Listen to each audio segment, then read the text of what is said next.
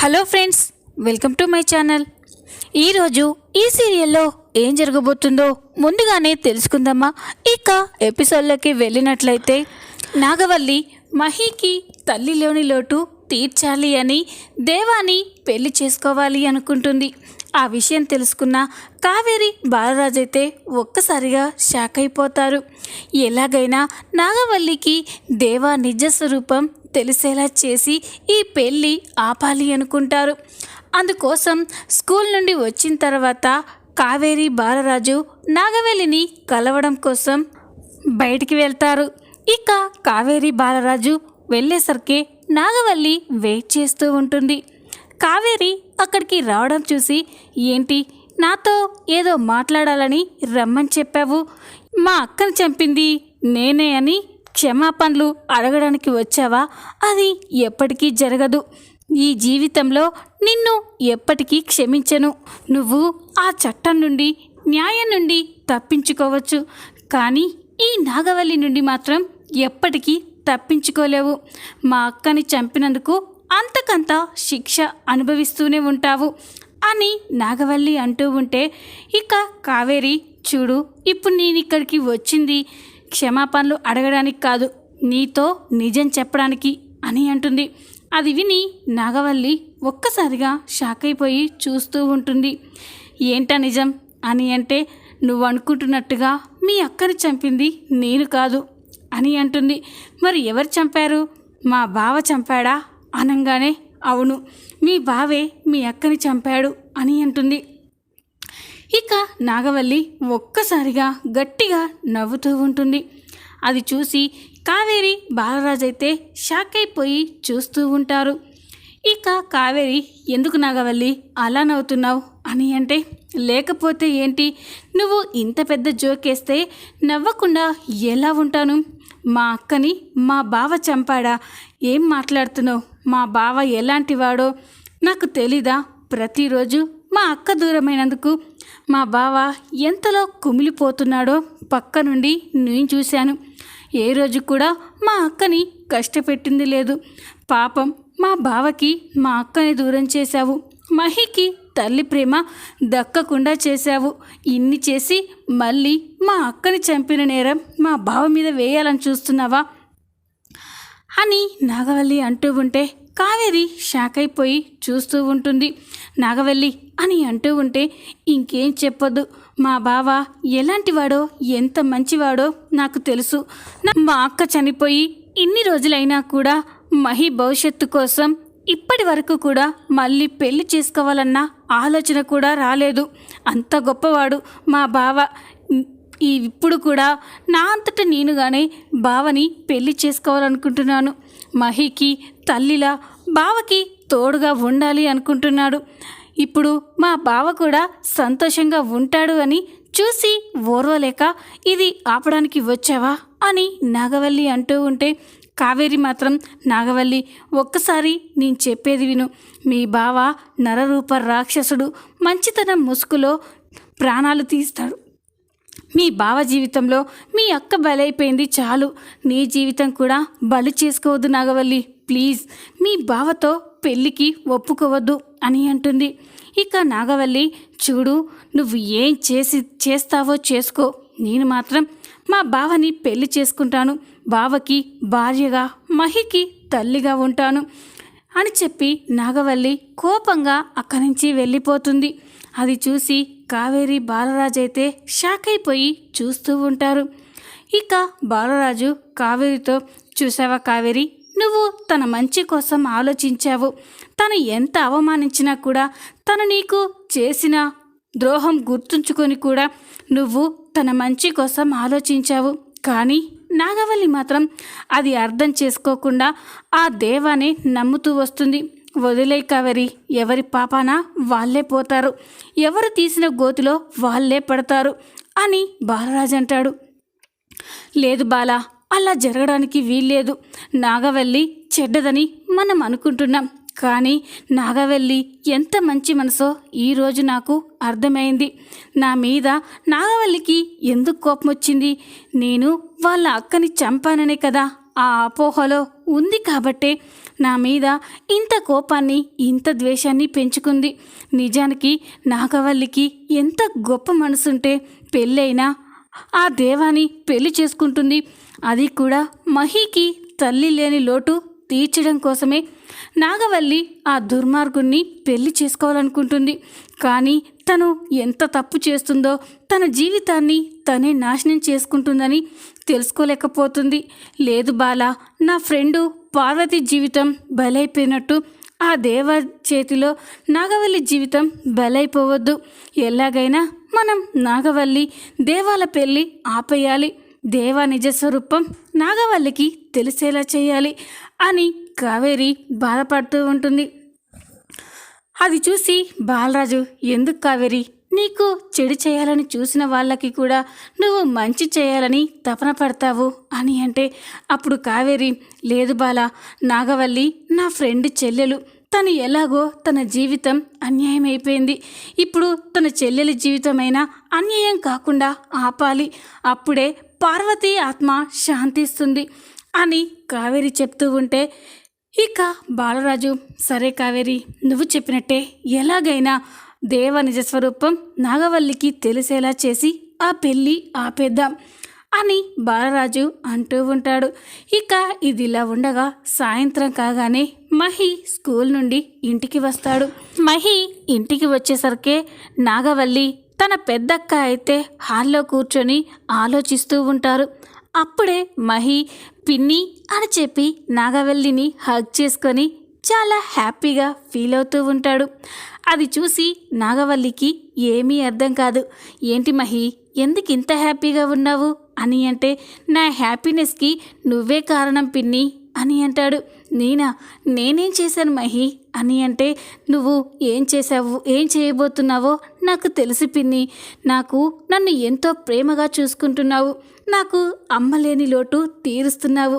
శాశ్వతంగా నాకు అమ్మగా ఉండిపోవాలని నాన్నని పెళ్లి చేసుకోవాలనుకుంటున్నావు కదా అని చెప్పగానే ఇక నాగవల్లి అయితే షాక్ అయిపోతుంది. ఈ విషయం మహికి ఎలా తెలిసింది అని అనుకుంటూ ఉంటుంది. ఇక మహి, ఏంటి పిన్ని, ఏమీ మాట్లాడవేంటి, నా కోసమే కదా నువ్వు నాన్నని పెళ్లి చేసుకోవాలనుకుంటున్నావు అని అంటే, అవును మహి, నీకు ఎప్పటికీ నేను తల్లిగా ఉండాలనుకుంటున్నాను. అందుకే మీ నాన్నని పెళ్లి చేసుకోవాలనుకున్నాను అని చెప్పగానే ఇక మహి, థ్యాంక్స్ పిన్ని, నేను చాలా లక్కీ. ఆ దేవుడు అమ్మని నా నుండి తీసుకెళ్ళినా కూడా పిన్నిని నాకిచ్చాడు అని చెప్పగానే ఇక నాగవల్లి, ఏంటి మహి, నేను మీ నాన్నని పెళ్లి చేసుకోవాలనుకుంటున్నట్టు నీకెలా తెలిసింది అని అంటే, అదా పిన్ని, నువ్వు పెద్దమ్మ స్కూల్లో మాట్లాడుకుంటూ ఉంటే నా ఫ్రెండ్స్ విన్నారంట. వాళ్ళొచ్చి నాతో చెప్పారు. వాళ్ళు చెప్పినప్పటి నుండి నేను ఎంత హ్యాపీగా ఉన్నానో తెలుసా అని మహి అంటూ ఉంటాడు. ఇక అప్పుడే మహి వాళ్ళ పెద్దమ్మ, ఏం హ్యాపీ మహి, కానీ మీ నాన్న మీ పిన్నిని పెళ్లి చేసుకోవడానికి ఒప్పుకోవడం లేదు కదా అని అంటుంది. అది విని మహి ఒక్కసారిగా షాక్ అయిపోతాడు.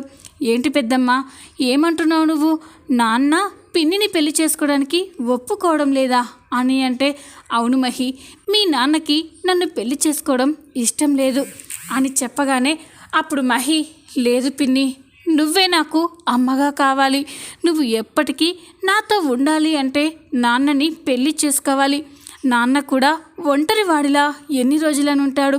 నువ్వు నాన్నని పెళ్లి చేసుకుంటే నాన్నకి తోడుగా ఉంటావు, నాకు అమ్మగా ఉంటావు కదా అని మహి ఆలోచిస్తూ ఉంటాడు.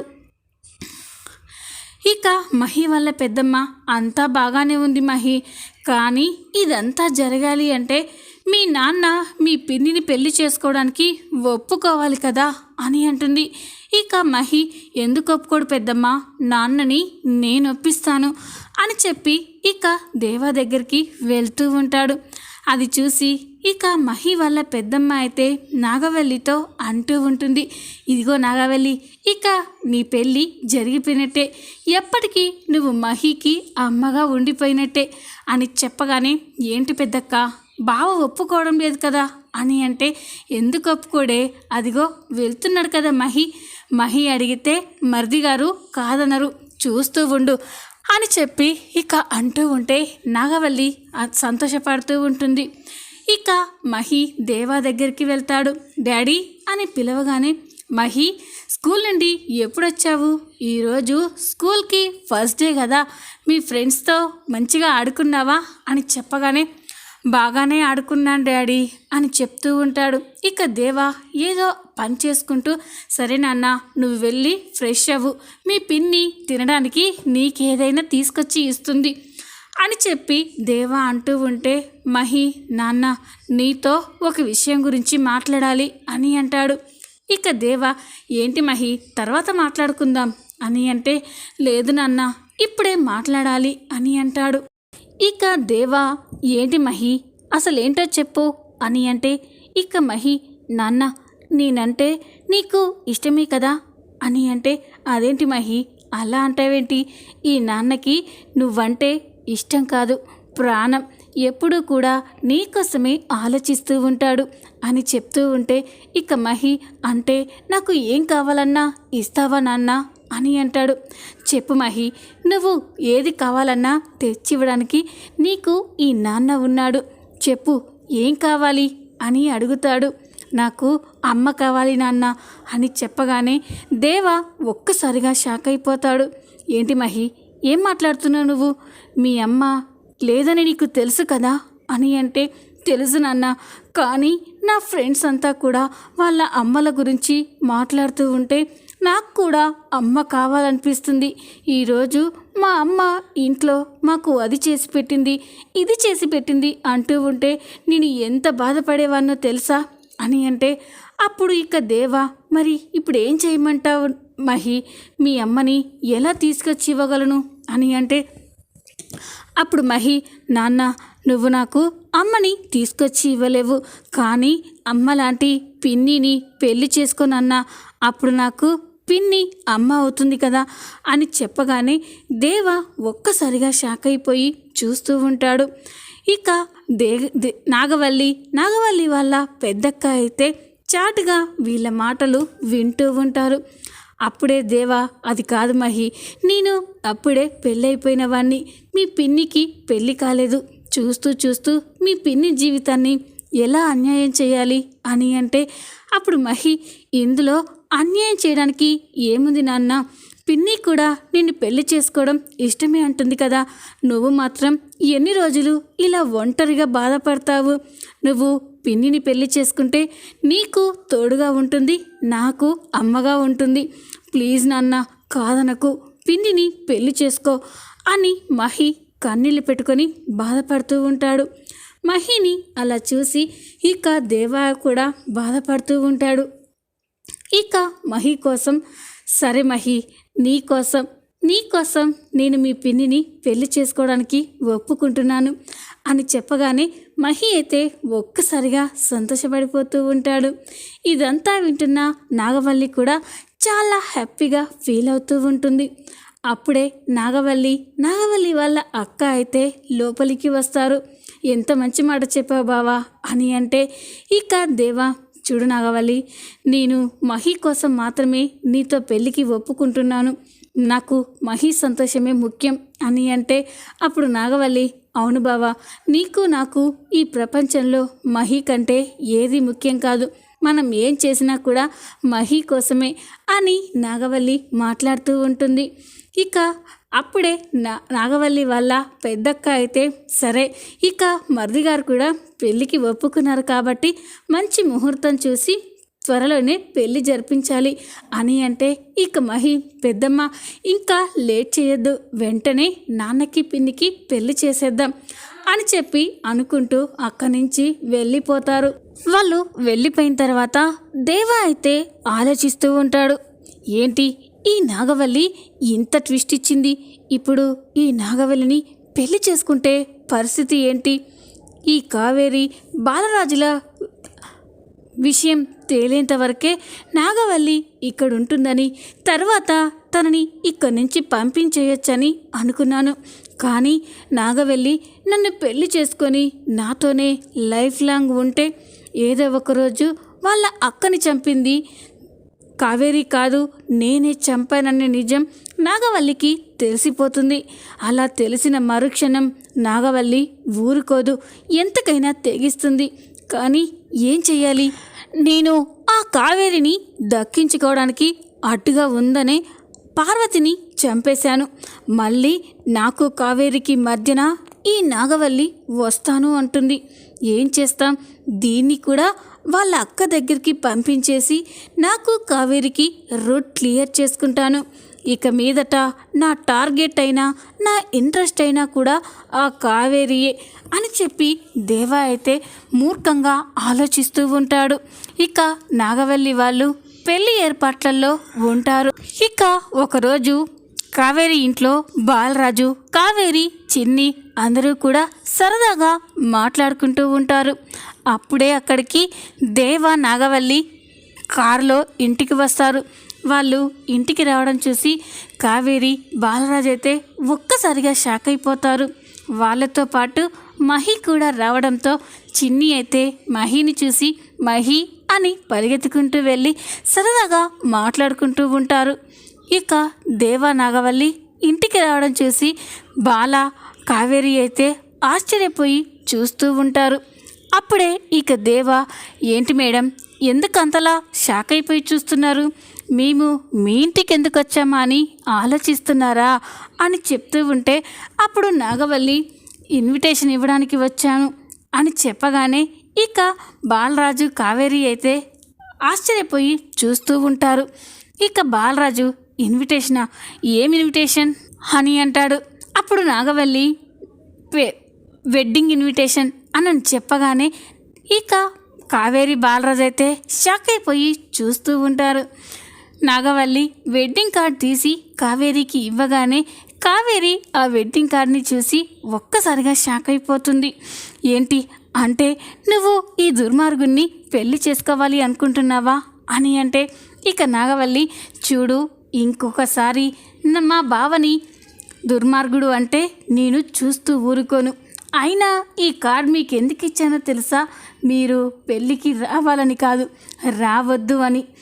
నేను మా బావ పెళ్లి చేసుకొని సంతోషంగా ఉండడం మీకు ఇష్టం లేదు కదా, అందుకే కుళ్ళుకోవాలని మీకు కార్డు ఇచ్చిపోవడానికి వచ్చాను అని నాగవల్లి అంటూ ఉంటే ఇక కావేరి అయితే, నాగవల్లి తొందరపడుతున్నావు, నీ జీవితం అన్యాయం నువ్వే చేసుకుంటున్నావు అని అంటే నా జీవితం గురించి నేను ఆలోచించుకోగలను, పద బావా వెళ్దాం అని చెప్పి నాగవల్లి కోపంగా అక్కడి నుంచి వెళ్ళిపోతూ ఉంటుంది. ఇక నాగవల్లి వెళ్ళిపోగానే బాలరాజు, కావేరి దేవ వైపు కోపంగా చూస్తూ ఉంటారు. ఇక దేవ, ఏంటి కావేరి, నువ్వు ఎన్ని చెప్పినా కూడా నా మర్దలు పిల్ల నమ్మదు, నన్ను అంత గుడ్డిగా నమ్ముతుంది, నా మర్దలు పిల్ల అని చెప్పగానే ఇక కావేరి, రేయ్ ఎందుకురా పాపం నాగవల్లి జీవితాన్ని అన్యాయం చేయాలనుకుంటున్నావు అని అంటే, హలో కావేరి, నేనేమన్నా పిచ్చివాని అనుకుంటున్నావా? ఆ నాగవల్లిని పెళ్లి చేసుకోవడానికి నాకు నీకు మధ్యన అడ్డుగా ఉందనే నా పెళ్ళాన్ని చంపేసిన వాణ్ణి ఇప్పుడు మళ్ళీ నాగవల్లిని ఎలా ఉండనిస్తాననుకున్నావు అని చెప్పగానే కావేరి, బాలరాజు ఒక్కసారిగా షాక్ అయిపోతారు. ఇక బాలరాజు, రేయ్ ఏం కూసావురా అని అంటే, రేయ్ ఎందుకురా అంత ఆవేశపడుతున్నావు? ఎలాగో 2 రోజుల్లో నువ్వు జైలుకి వెళ్ళిపోతావు. ఆ నాగవల్లి ఒకటే పెళ్ళి అని చంపుతుంది కదా, పెళ్ళైన 2 రోజులకే వాళ్ళ అక్క దగ్గరికే నాగవల్లిని పంపించేస్తాను. అప్పుడు నీ పెళ్ళాన్ని నా దాన్ని చేసుకుంటాను అని దేవా చెప్పగానే ఇక కావేరి, బాలరాజు అయితే షాక్ అయిపోయి చూస్తూ ఉంటారు. ఇక దేవ అక్కడి నుంచి వెళ్ళిపోగానే కావేరి, బాలరాజు అయితే చాలా కంగారు పడిపోతూ టెన్షన్ పడిపోతూ ఉంటారు. బాలా, ఏంటి బాలా ఇది? ఈ దుర్మార్గుడు ఎంతకైనా తెగించేలా ఉన్నాడు. పాపం పార్వతిని చంపినట్టే నాగవల్లిని కూడా ఏదైనా చేస్తాడేమోనని భయంగా ఉంది బాలా అని చెప్పగానే ఇక బాలరాజు, లేదు కావేరి, ఈ దేవగాడి నుండి ఎలాగైనా నాగవల్లిని కాపాడాలి. అలా కాపాడాలి అంటే పెళ్ళికి ముందే ఈ దేవగాడు ఎలాంటివాడో, వీడు అసలు నిజ స్వరూపం ఏంటో నాగవల్లికి తెలిసేలా చేయాలి, సాక్ష్యాలతో సహా నిరూపించాలి. అప్పుడు నీ ఫ్రెండ్ పార్వతిని చంపినందుకు నువ్వు వాడి మీద పగ తీర్చుకోవడం కాదు, నాగవల్లే వాడి మీద పగ తీర్చుకొని బుద్ధొచ్చేలా చేస్తుంది అని బాలరాజు అంటూ ఉంటాడు. దీన్ని బట్టి చూస్తే రాబోయే ఎపిసోడ్స్ ఇంకా ఇంట్రెస్టింగ్గా ఉండబోతున్నాయి అనిపిస్తుంది. ఈ వీడియో కనుక మీకు నచ్చినట్లయితే లైక్ చేయండి, సబ్స్క్రైబ్ చేసుకోండి. Thanks for watching.